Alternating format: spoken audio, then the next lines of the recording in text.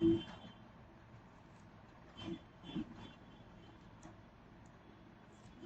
हिंद दोस्तों। Welcome to A P academy. आज हम लोग एक नए ऑर्गेनाइजेशंस के बारे में देखने जा रहे हैं। कल हम लोगों ने विक्रम साराभाई स्पेस सेंटर के बारे में पढ़ा था। आज हम लोग जिस ऑर्गेनाइजेशंस के बारे में जानने वाले हैं वो है नेशनल एटमॉस्फेरिक रिसर्च लेबोरेटरी। देखिए, basically national atmospheric research laboratory जो है ये बेसिकली आंध्र प्रदेश में है। अब इसका काम क्या है नेशनल एटमॉस्फेरिक रिसर्च लेबोरेटरी का, कि यहाँ पर रिसर्च होती है हमारे एटमॉस्फेयर से रिलेटेड। एटमॉस्फेयर मतलब हमारे एटमॉस्फेयर में क्या कंडीशंस हैं, हमारे एटमॉस्फेयर में क्लाइमेटिक कंडीशंस क्या हैं। इन सारी चीज़ों को जो रिसर्च की जाती है वो बेसिकली इस लेबोरेटरी में की जाती है, जिसका नाम है नेशनल एटमॉस्फेरिक रिसर्च लेबोरेटरी। इसको फंड कौन करता है? इसको बेसिकली जो फंड करता है वो करता है department of space.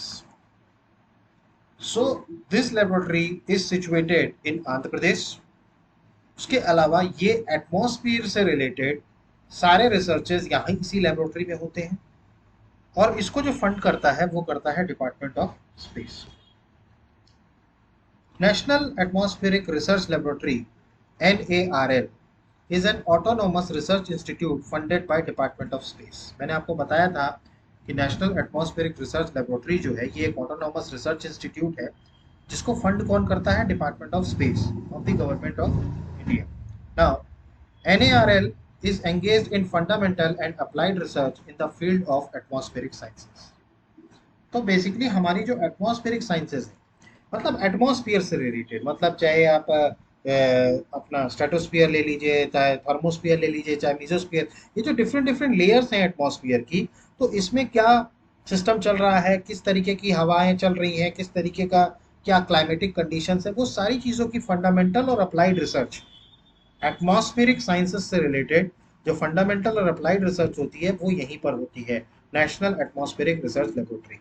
Now this research institute was started in 1992। ये आपको पता होना चाहिए कि ये रिसर्च इंस्टीट्यूट स्टार्ट कब हुआ? 1992 में, एज नेशनल मीजोस्फीयर, स्ट्रेटोस्फियर और troposphere MST radar facility. MST radar facility मतलब मीजोस्फियर के बारे में, स्ट्रेटोस्फियर के बारे में, ट्रोपोस्फियर के बारे में radar facility दी गई। Now, the NMRF, ये the NMRF was then expanded into a research institute and renamed as National Atmospheric Research Laboratory in 2005।